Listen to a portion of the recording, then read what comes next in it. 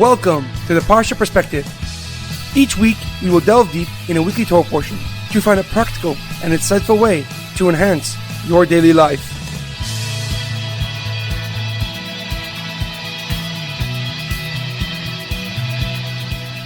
Thank you for tuning in. My name is Shalom Yemini.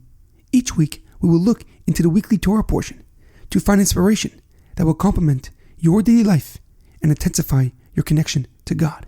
This week's Parsha Perspective is sponsored in memory of Shlomo ben Edward. May his soul be uplifted and his memory a blessing. This week is a double Torah portion, Parshas Acharei Mos and Kedoshim. Our Parshas begin immediately following the death of Aaron's two sons, Nadav and Avihu. Hashem then commands Moshe to tell his brother Aaron and his two remaining sons not to go into the Holy of Holies, the Holies of Holies, at will, for lest they share the same consequences as their brother or son, Nadav and Avihu. Only Aaron is able to enter the Holy of Holies, the Holies of Holies, on the holiest day of the year, Yom Kippur. The Torah also details the service of the Kohen Gadol on Yom Kippur, which includes the offering of Keteris in the Holy of Holies and the casting of the lots for the fate of the two goats, one for God and one for Azazel. The next portion begins with the statement, Kedoshim Tiyu, Ki Kadesh Ani Hashem Elokeichem. You shall be holy, for I, the Lord your God, am holy. This declaration is followed by the commandment of many mitzvahs, including the mitzvah of tzedakah, charity, Shabbos, morality, honesty in business, honor and awe of one's parents, and the sacredness of life. We also have the commandment V'yahavta l'recha kamecha, to love your fellow as yourself, which according to Rabbi Akiva is a cardinal principle of the Torah, and as the great Hillel said, this commandment is the entire Torah, and the rest is just commentary. However, a question comes to mind. The third pasuk of Parshas Kedoshim states, Ish imay va'aviv tira'u, ve'esh abasai tishmeru ani Hashem Elokeichem. Every man shall fear his mother and his father, and you shall guard my Shabbos, I am the Lord your God. As we know, nothing in the Torah is by chance. So what is the connection between fearing one's parents and the keeping of the Shabbos? Why are these specific mitzvahs put together? Rashi on that pasuk explains that the reason they are placed together is the same reason they are stated side by side in the Aseret Debros, the 10 Commandments, for they are the 4th and 5th commandment. For it teaches us that if a person is told by their parents to violate the Shabbos or defy any mitzvah in the Torah, they are not to follow through, since there is a higher authority, which is above all, that we listen to and obey.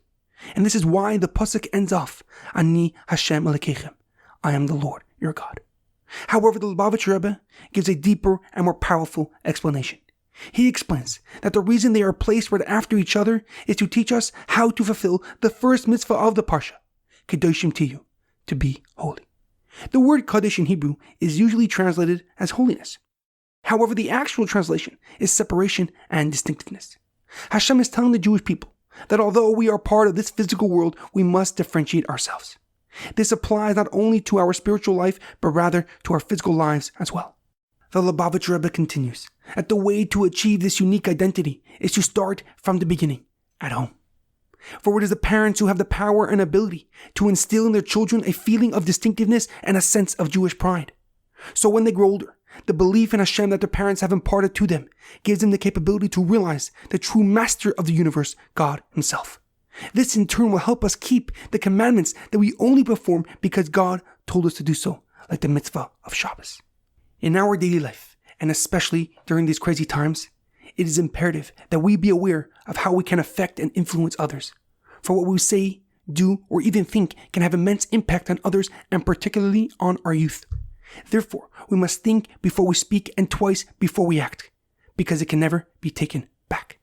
There's an amazing quote I once heard. Everyone influences others.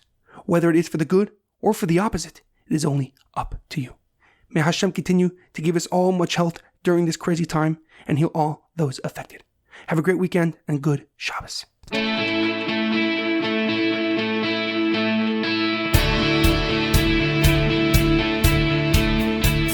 Thank you for tuning in to the Parsha Perspective. Check out our website, theparshaperspective.com. Send thoughts and comments to theparshaperspective@gmail.com. Till next time, thanks for listening.